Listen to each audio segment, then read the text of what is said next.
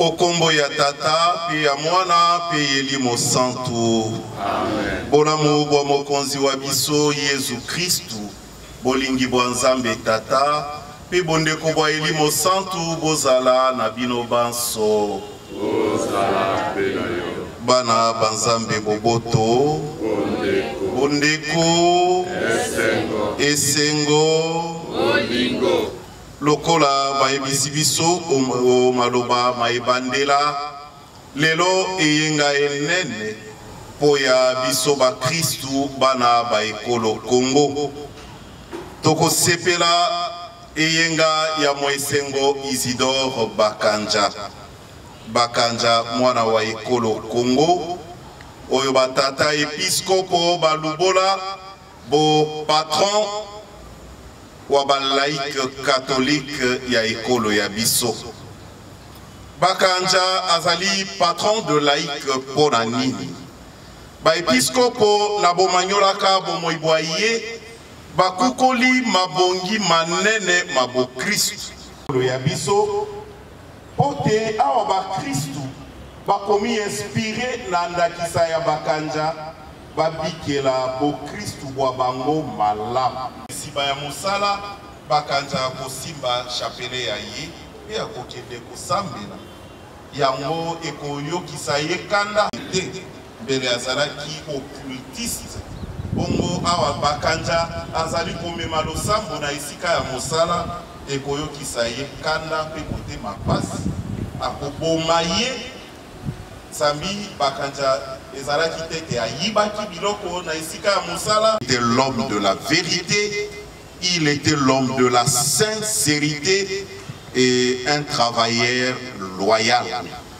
Mabongi maewana maetoko kukola na bomoi bwa Bakanja esalisa biso tobikela bo Kristu bwa biso malamu pote mokolo masuka tokoma epai ya Nzambe toyingela bokembo ya paradiso esika Mwesengo Isidore Bakanja azali pe ya kosambela po ya moko wa biso.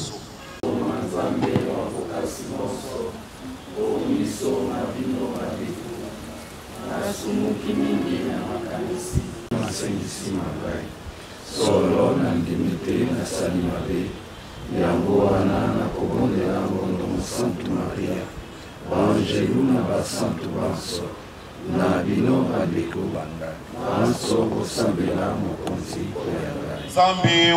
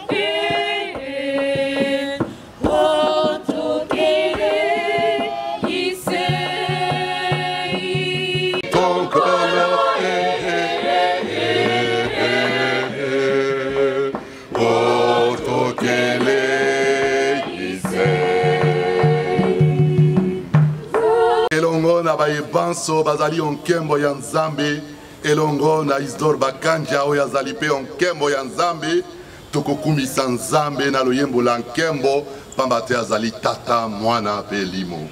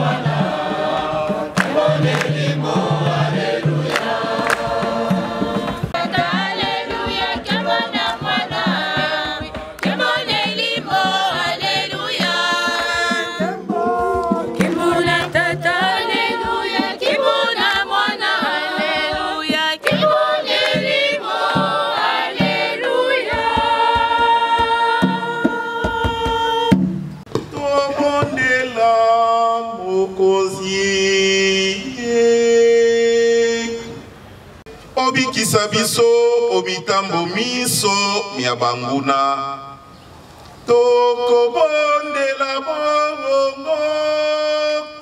Nzona Yesu Kristu mokonzi wa biso mwana wayo Yezabe azali na kembo elongo na yo pena elimo santo obile komiso seko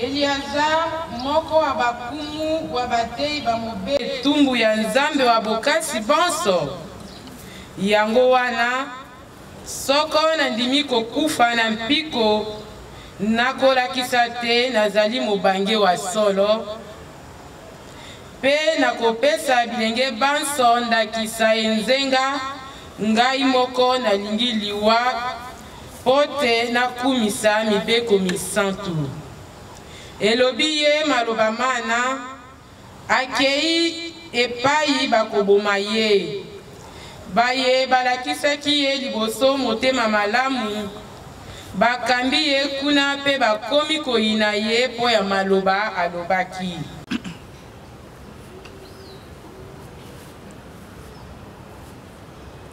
bandeko mwana wa nzambe akomi moto toyokani ye sikawa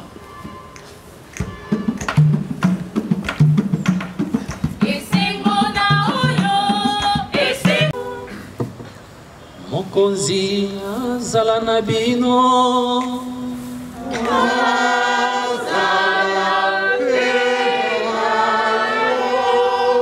Samuelamu ya Yesu Kristu lokola santu Yohane akomi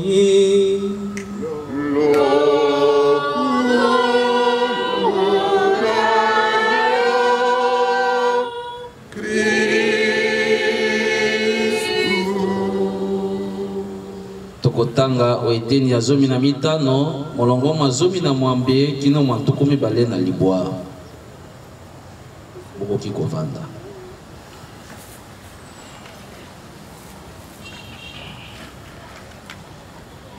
soko bato banse eye bayini bino boyeba te bayinaki ngai liboso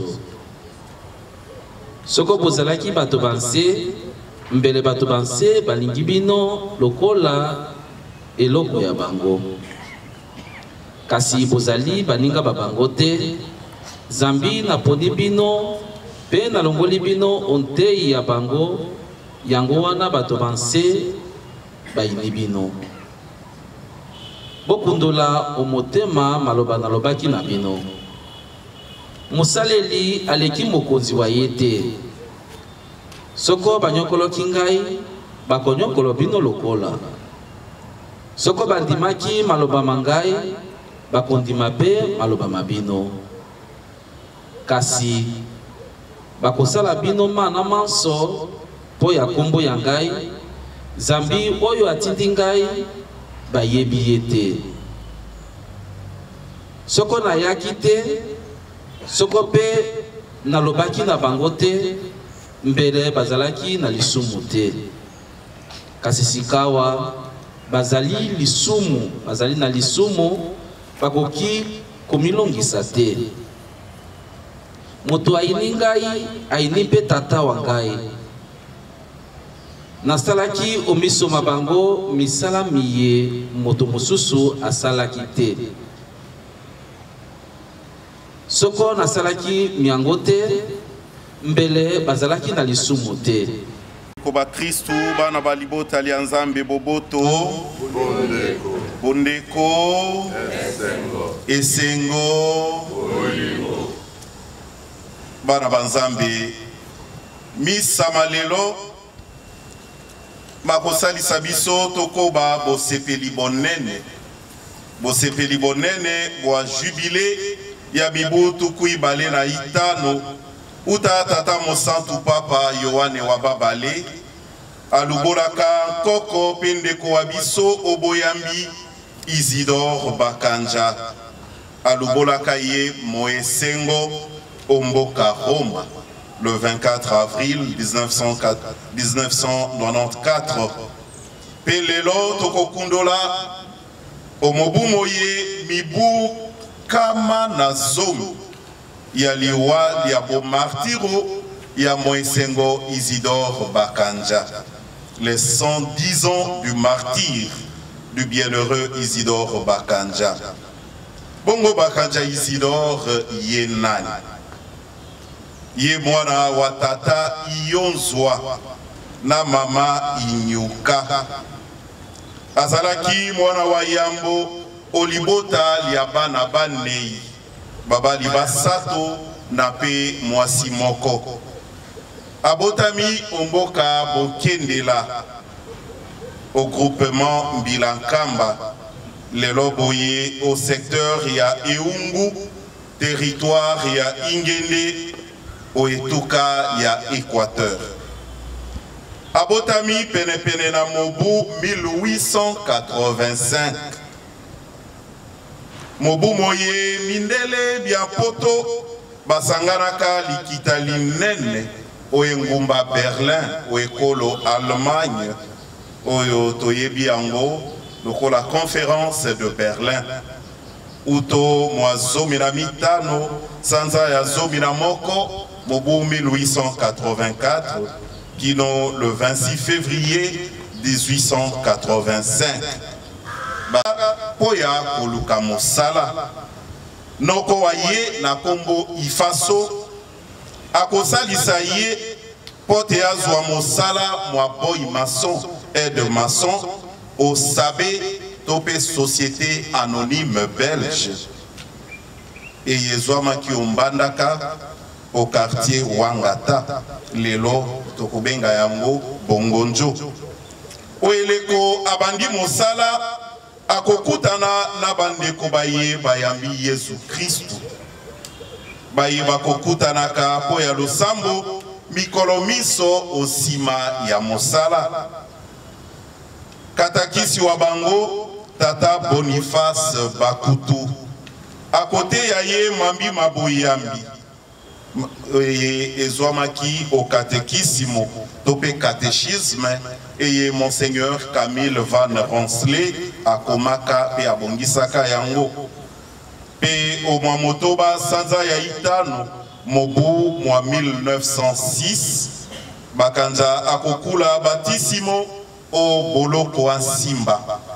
Boloko Ansimba lelo umbandaka ezali espace compris entre avenue Bonsomi et Sika chantier ya office de route ezali kino et Sika bureau ya région militaire ezali et Mboyaye Van Cotter alias Longange bapesa yekombo Longange po azalaki moto wa motema mawate un homme sans pitié peye azalaki monguna monene wa bakristu mondele ona alingaki bakristu te zambi bato baindo baye bayambaki sango elamu ya Yesu Kristu pe bakomaki bakristu bazalaki na bonsomi bwako bundela makoki mabango pe makoki mabaninga oesika ya mosala na cercle ya bango ebandaki kobotama netu mouvement ya ba syndicaliste zambi miso mafungwami bayebi makoki mabango pe bakoki kobundela makoki mabango bazalaki koloba na bobangi te parce que c'était des affranchis. C'était déjà une nouvelle classe des évolués qui naissait. Colonisation ezalaki eloko ebe pe babandaki kobundisa yango na bote aka baninga ba mosala mateya masango elamu pote basikwama oboombo. L'évangile assure la libération mentale et spirituelle et conduit à la décolonisation intégrale de tout homme et de tout l'homme. te alimbisi monyokoli wa ye pe alakeli te nde asambeli mpo ya ye olikolo. Mo Kristu akoki kobomba kanda te, mo Kristu akoki kozala rancunier te. Bele soki basali mo Kristu mabe akosalisa monyokoli ayeba te azali konyokola ye bobele pamba zokande asali mabe te. Bele Yesu Kristu yeme tango bazali konyoko kotuna ye mituna epa ya Kaif mosali wa nganga mokonzi ya beti ye mbata pe Yesu akokanga monoko te akobundisa ye te kasi akoloba na ye soki nalobi mabe lakisa ngai bongo soki nalobi malamu po nini okobete ngai. Shalom. Shalom. Kozongisa mabe po ya mabe basali yo te. Mo Kristu luka boboto na bato banso pe olukaka boboto tango yiso na molende bongo ndo sangoli bokonzi wa likolo. 1 Pierre chapitre 3 verset 9. Papa François akokumisa mwesengo Isidore Bakanja awa akomopesa na bilenge bo ndakisa pendakisa wa bilenge ba mokili mobimba.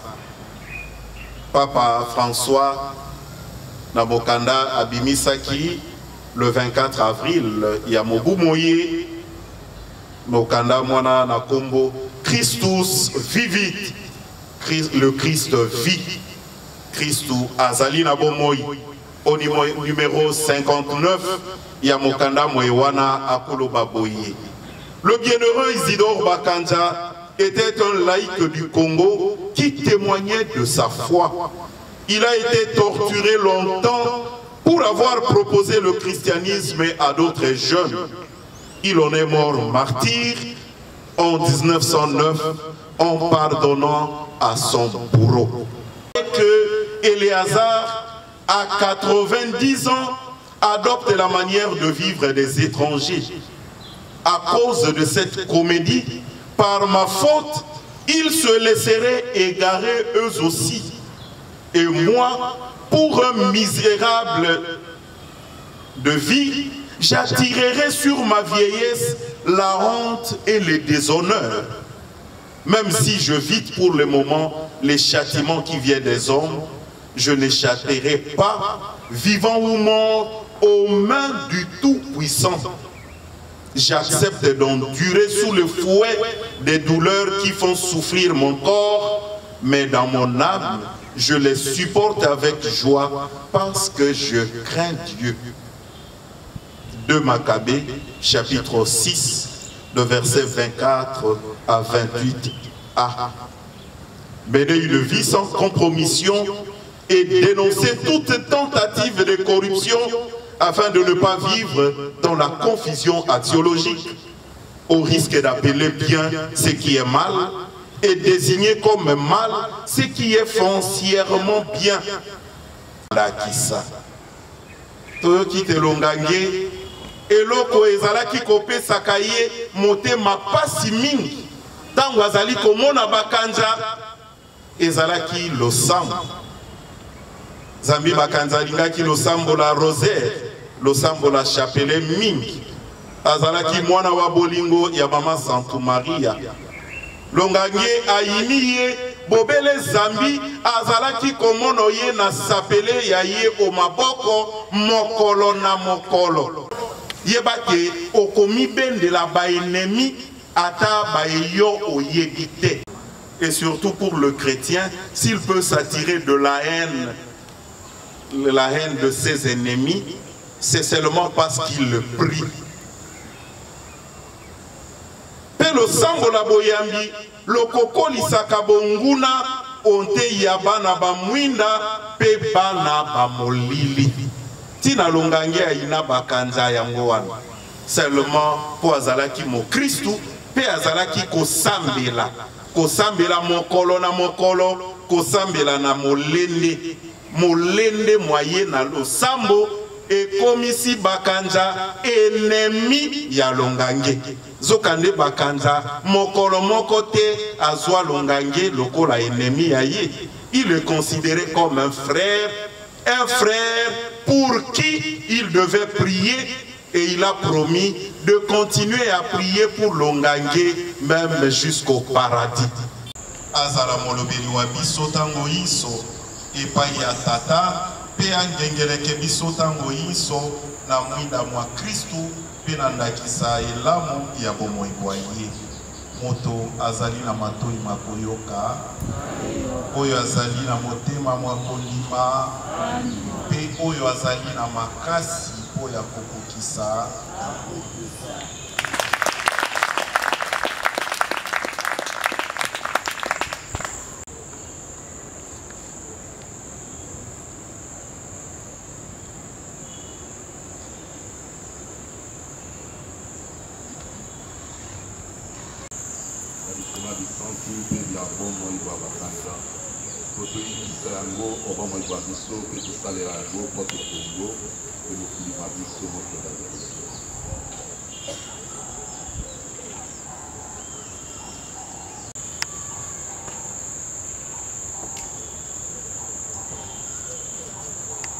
Zanga bandeko banei de basambeli po ya biso banso pe po ya balaike banso ba Kristu banso ba ekolo ya biso.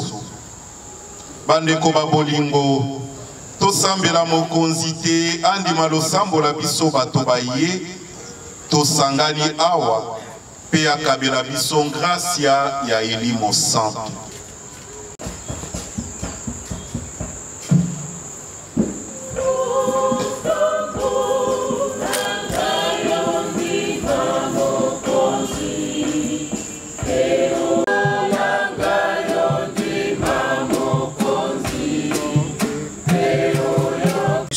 Kristo bakongo tolanda ndakisa ya bakanza tozala bato babosembo pe bato ya koboya makambo nyonso ekoki kopekisa bolimo bwa Nzambe. Kongo ekoma mboka ya sika ya bosembo ya esengo pe ya koboya na ndeko tosambe.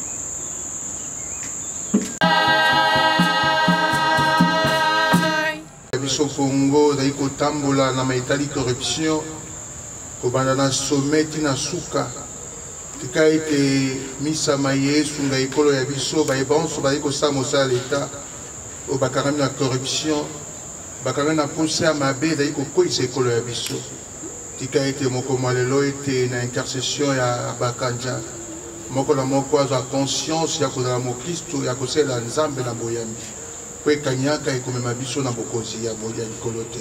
Banso tosambela.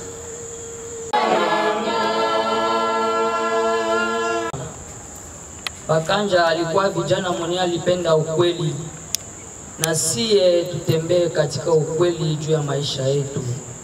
Tuwaheshimie wazazi wa baba na mama juu na siye tutemwanye Kristo kila siku ya maisha yetu. Tumuombe Bwana.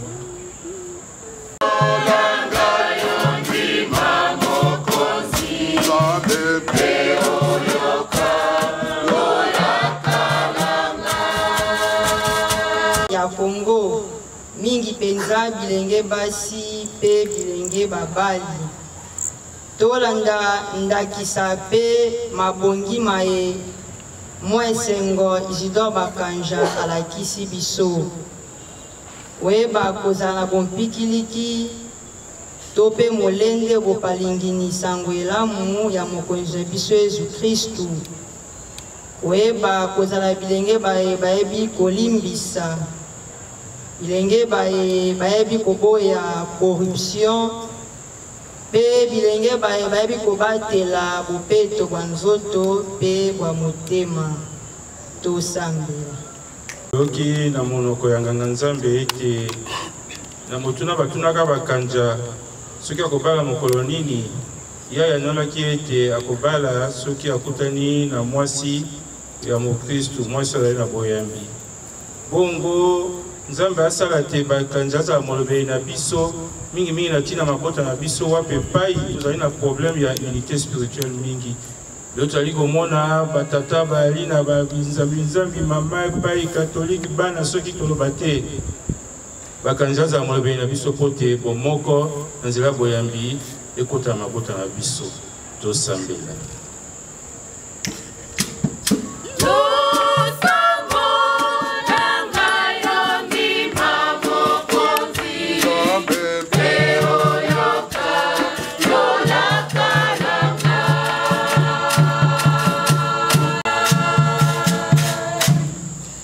Nzambe yo mobateli wa biso yo bokasi bwa biso losambo la eklesia lo uti na yo ondima lango masoto sengi yo pesa biso mango zambili ya Kristu mokonzi wa biso obileko biso seko. Amen. Bana balibota lya Nzambe boboto nazo tokomi moyeleko tokobonzela Nzambe mbuma ya misala ya biso. Etango tozali kobonzela mabonza wana tosala yango na bokebi na limemia mpe na bosambelaka intention e na kote mabongi masusu malanda na mikolo koya po tokebisa bisika mina boboto.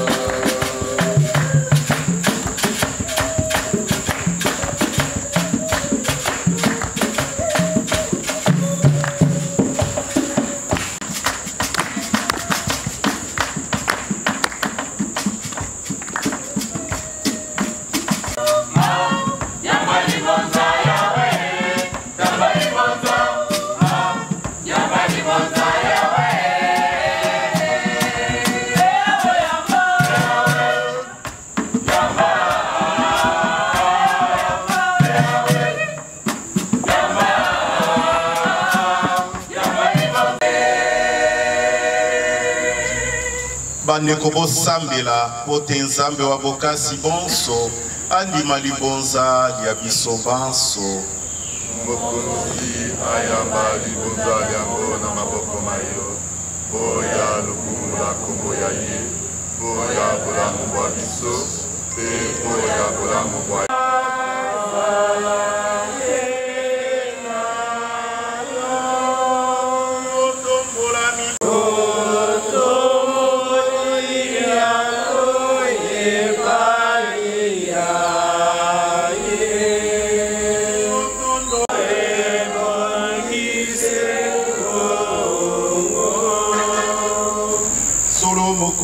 bokasi bonso pe walobiko awa martiro wayo Isidore Bakanja andimaki liwali ya somo lokola Kristu po ya kokumisa kombo ya yo osalaki likamwa solo olendisaki moto motau opesa pingama likolo manso tokokumisa yo awa osie tokoyembela nkembo ya yo tango iso.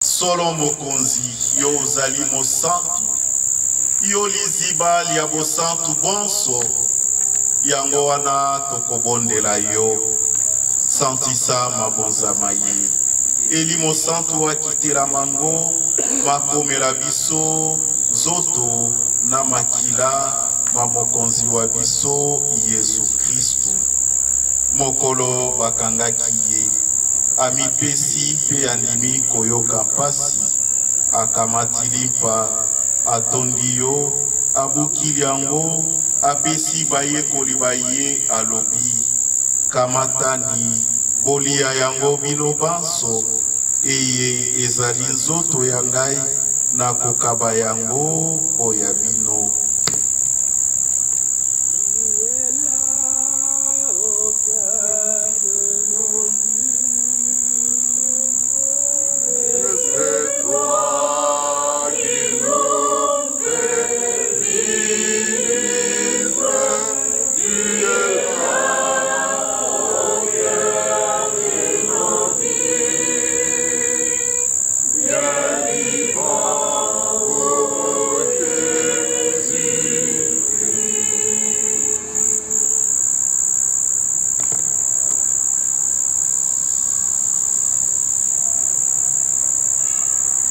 Esilisi bango kolia akamati penkeni atondi yo lisusu apesi bayekoli baye alobi kamatani bomele yango bino banso eyezali nkeni ya makila mangai makila mabondeko bwa sika pe bwa seko makosopana po ya bino pe po ya bato banso na ntina te bozwa bolimbisi bwa masumu bosalaka boye po ya kokanisa ngai.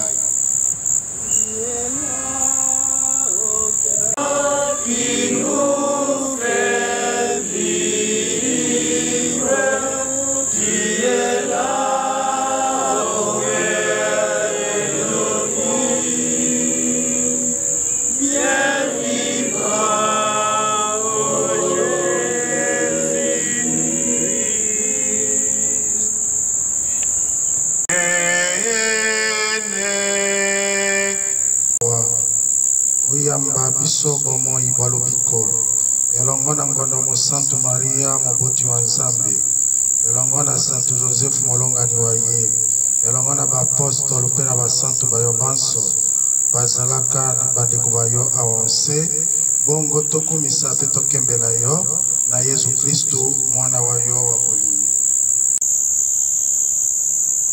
po ya Kristu elongona ye pe okombo ya ye tokopesa lokumu pe nkembo na biso seko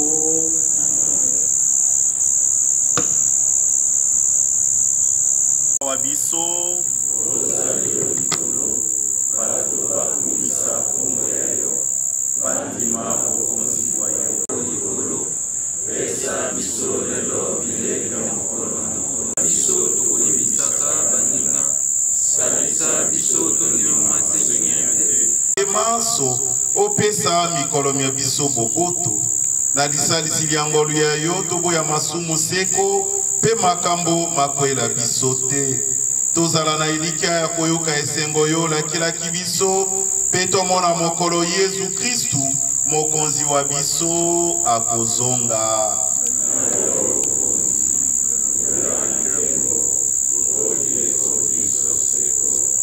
Mokonzi Yesu Kristu olobaki na bapostolo te nakotikela yo ozali mokonzi obileko biso seko.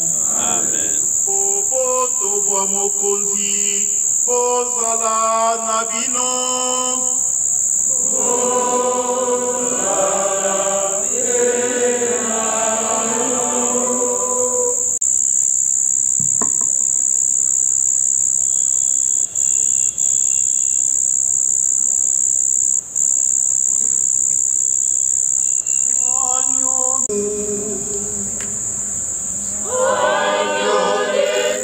Qui enlève les péchés du monde.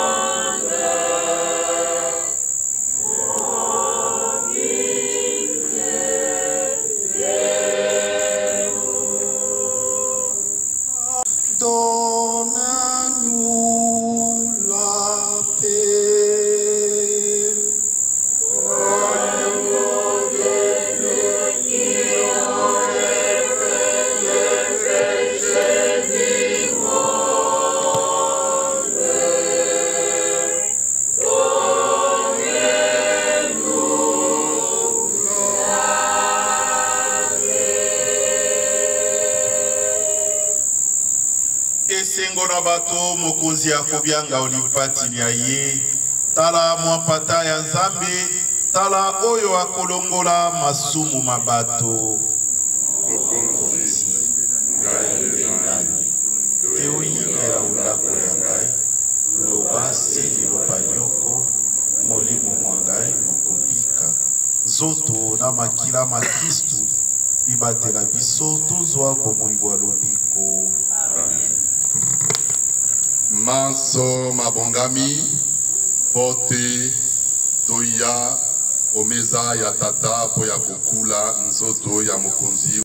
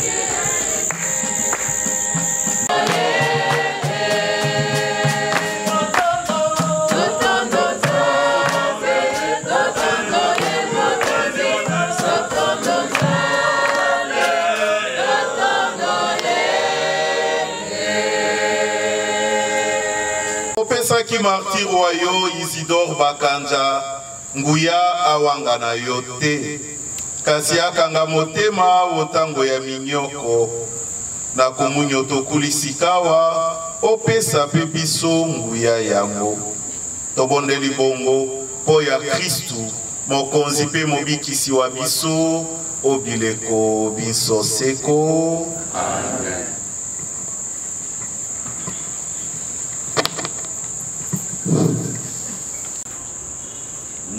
voudrions commencer par remercier le révérend Abbé qui nous a nourris avec une prédication extrêmement riche.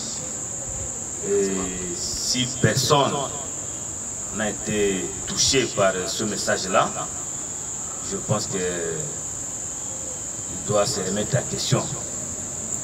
Ici, nous venons pour parler au nom du CALCC, le bureau national. Comme nous l'avons suivi dans la prédication, la célébration de l'année jubilaire nous concerne, nous les laïcs. Là, c'est la tautologie. Donc, ça nous concerne. Et nous devrions nous mobiliser comme un seul homme pour la réussite de cette célébration qui aura son âge et qui va se terminer à Mbandaka. Et nous avons le programme qui a été tracé par la SENCO. C'est donc le 24, date de la célébration du Christ roi, qui aura la clôture. Et comme nous venons d'être informés qu'il y a un ensemble d'activités qui vont se dérouler ici, nous allons aussi nous mettre pour voir comment accompagner et nous impliquer effectivement pour que ce qui est prévu soit fait et que nous puissions être honorés à travers les participations que nous allons prouver ici donc dans cette parcelle où se trouve la maison de diocèse de Mbandaka, Bikoro. Nous n'avions pas prévu un mot. Nous voudrions tout simplement remercier toutes les personnes qui ont pris de leur temps en fait de venir participer à cette messe. Nous vous remercions. Nous disons grandement merci au président du CALCC. Boboto. Boboto. Ondeko. Esengo. Nani mokonzi. Nani mobikisi. Tobeteli maboko.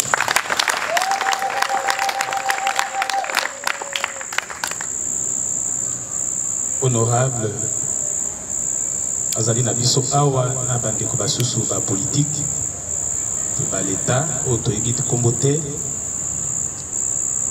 bandeko ba Christ banso mingi penza bandeko ba groupe Saint-Michel baganga Nzambe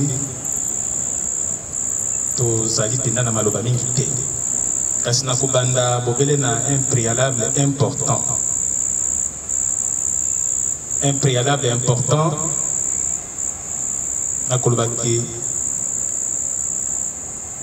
la vérité ne dépend pas du nombre d'adhésions. Pote tout ça la mosala awa na Kinshasa. Il est bien vrai batomingi tozo kutana bango to ba rususu ba olimbisa ngai donc mais kuna na Mbandaka na koyebisa bino ti mokolo mo lelo comme coordonnateur j'ai pris contact avec les gens de Mbandaka.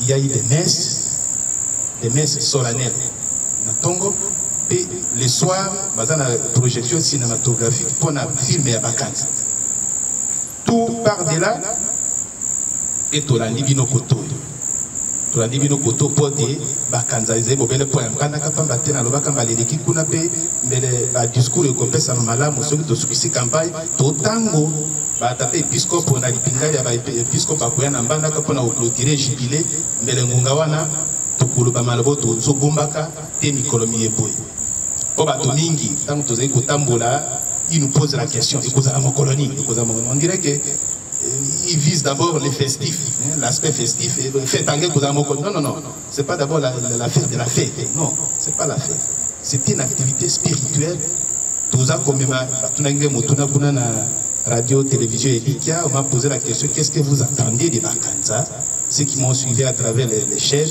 Qu'est-ce que vous attendez des Bakanza? Nous ne pouvons qu'attendre qu'ils soient canonisés. C'est ça l'important pour nous. Et toutes les forces sont mobilisées pour que tant qu'il y a une cause, ils tuent et Azala élevé au rang de la gloire de l'autel. C'est ça l'important. bongo tokokoba campagne. Alléluia. Alléluia. Nani mokonzi. Tobetele Yesu maboko makasi. Je vous assure que ça sera sérieux. Même avec le peu de gens tokotambousa wati to et c'est quand on nous clôturer samedi kuna kakaboyi. Malembe bakanza kwa accompagner biso yemoko sala makasi ke biso tala likambo moi maloba make penza mama ya kolendisa bandeko. Ne vous découragez pas. Le découragement n'est pas chrétien. Bakanza yemoko toyoka kiawa. Voyez, l'abbé a fait vraiment un exposé de motifs pour ce qui concerne Bakanza, pour ceux qui ne le connaissent pas. Et donc, on n'a rien à ajouter, mais de toute façon, Poso Mobimba, cheminement tout ça pour Salawana. Venez, appuyez-nous, prions ensemble pour la cause de Bakanza. C'est ça l'important. Bakanza, c'est une richesse spirituelle inouïe. Et Sengeli, komikotisa na bozindo bwa losambo, na bozindo bwa boyambi. Pe kokolisa dévotion mariale obomo iboyo mo Kristu lokola Bakanza oya kokukola misala minene mianzambi obomo iboye pe kozwa mateya ebele mateya mayoma Sengeli kosalisa biso tobikela bo ba Kristu balama ekolo Congo esengeli na biso ba Kristu peso ki biso ba Kristu tokosala mosala mwa kubongola tokobongisa Congo eyete Congo ekobonga te bana banzambe bozoyoka Zambi Vincent Cosmao oyo azalaki lokola secrétaire ya pape Paul VI à l'Obakate. Changer le monde, c'est une tâche pour l'église. Pe ekolo Congo, ezali mbuma ya mosala mwa ecclesia sur tous les plans. Pour ce qui ecclesia esalaka mosala na ekolo eyete, bel ekolo na biso tozali ndenge tozali te. Yango wana biso ba Kristu ya moi mwalelo tosengeli kolamuka tolala pongi na nzela ya boyambi te. Mo Kristu zala nzeneneke ya Yesu Kristu pe oyeba kobatela identité na yo bipai biso koleka olakisaka te ozali mo Kristu pe tokotisa bo Kristu bwa biso bipai biso baye bazali na politique ba mema bo Kristu na politique po politique ya mboka na biso ebongwana baye bazali na administration mape bo Kristu bwa bango kuna po te mboka na biso ekoma mboka elama mboka ezenga lokola toyembaka na hymne national. Nous devons construire un pays plus beau qu'avant. Po te bana babiso na bayiba koya sima na biso ba mona te tozalaki ba Kristu bato banzambe pe tosali mosala mwa boyambi yango totikeli bango ekolo elamu po te bango basepela bakumisa nzambe po bazwi mboka malamu bazwi ekolo elamu. Moko wa biso aluka kokotela na bozindo mabongi mabakanja pe abikela yango lokola mo Kristu wa solo. Bongo mboka na biso ekobonga Bakanja akoreyone na nzela ya moko wa biso. Zambi ye patron ya balaik akotika bino te na maimaso bokosala azali ndeko wa biso ayebi pasi ya biso akozala na biso tango yiso pene pene pote musala mwa Nzambe mozonga nsima te. Zambi musala mwa Nzambe bakundaka yango te ya bakundaka musala mwa Nzambe te pe likambo lya Nzambe ekendeke seko liboso. Tomilendisa Zambi, le découragement n'est pas chrétien. Un noyau dur et banda musala pe musala wana ekokende te na suka po ya lokumu la Nzambe pe po ya bolamu pe libiki ya bana ba Kongo banso na bino banso pokwa ilamu o mabota Pas de boboto. Liboso te.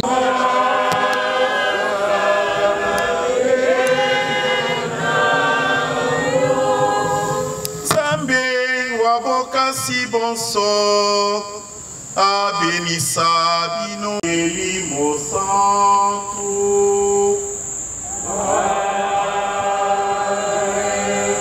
Misa esili.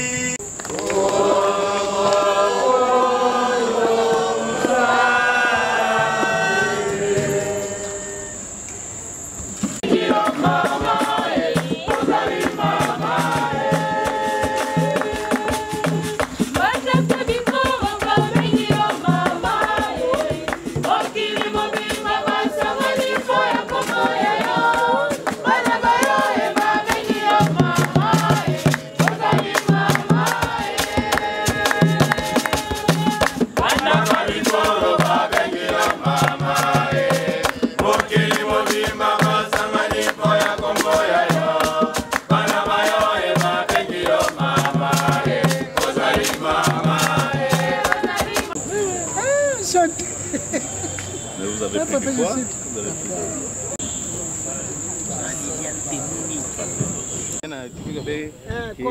C'est vous qui commencez. Impression est très positive dans la mesure où le que la vérité est une, on ne peut pas la chasser. Quand on chasse la vérité la fois par la porte étroite, elle revient par la fenêtre. Ça veut dire que la vérité ne dépend pas du nombre d'adhésions locaux à Nalobaki. Et donc, cette histoire de Bakanza, c'est une vérité, c'est un événement, une réalité pour laquelle on doit vraiment s'y mettre pour Tokenda Liboso. Et vérité en Goana, la vérité est, dirais, inaccessible. Mais nous allons par approche successive pour y arriver là où se trouve la vérité. La vérité, c'est que Bakanza doit être canonisé. Et ça dépend de notre concours, tant spirituel, surtout spirituel, pour qu'il arrive à son terme, qu'il soit canonisé par le pape.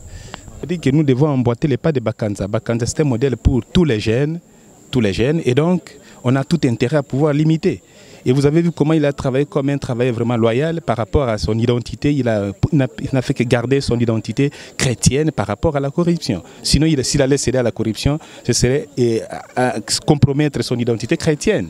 Et donc, c'est pour la raison pour laquelle nous le tenons pour un modèle dans la foi, dans la vérité, dans le courage prophétique, etc. Donc, toutes les vertus évoquées là sont importantes pour que nous puissions les copier pour notre vie en tant que chrétien et par surcroît comme une fille jeune. Pour aujourd'hui, c'est désolant de voir que les gens ne sont pas pour la vérité.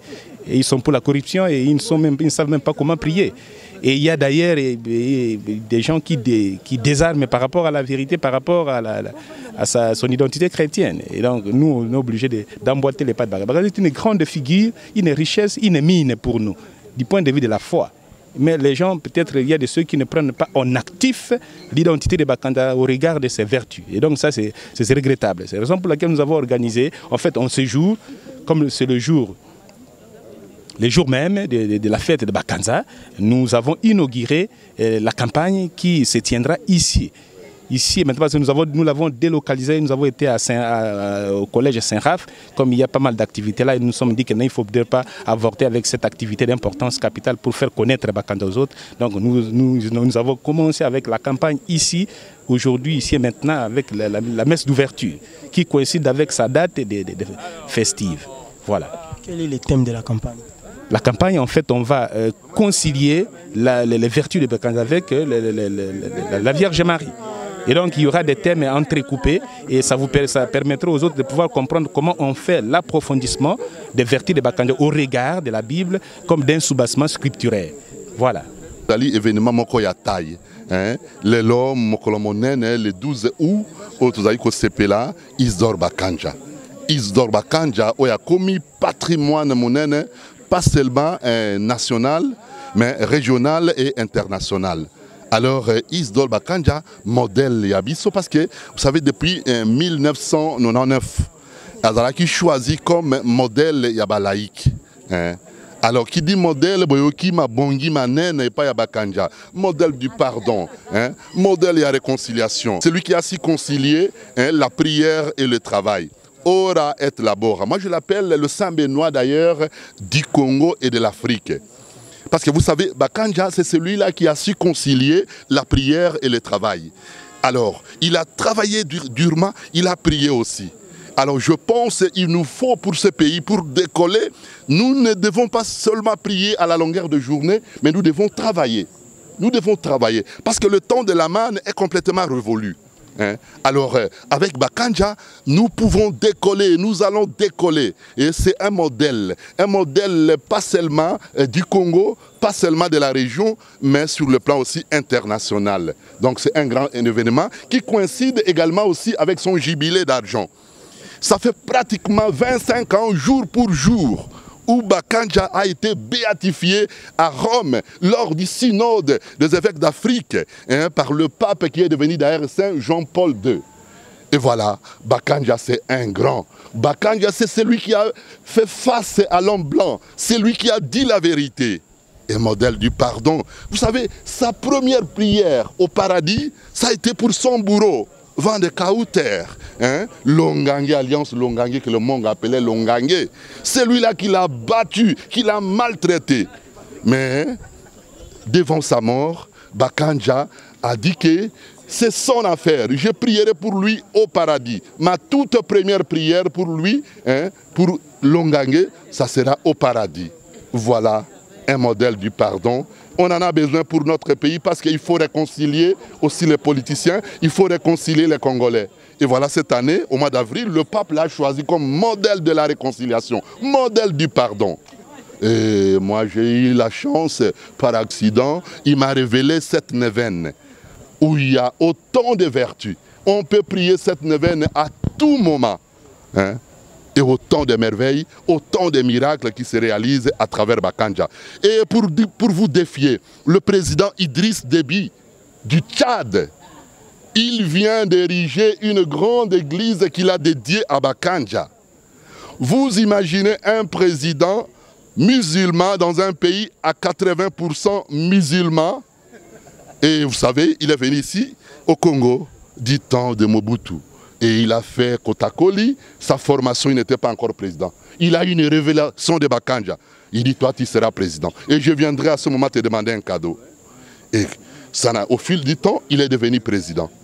Et Bakanja lui a dit, et mon cadeau.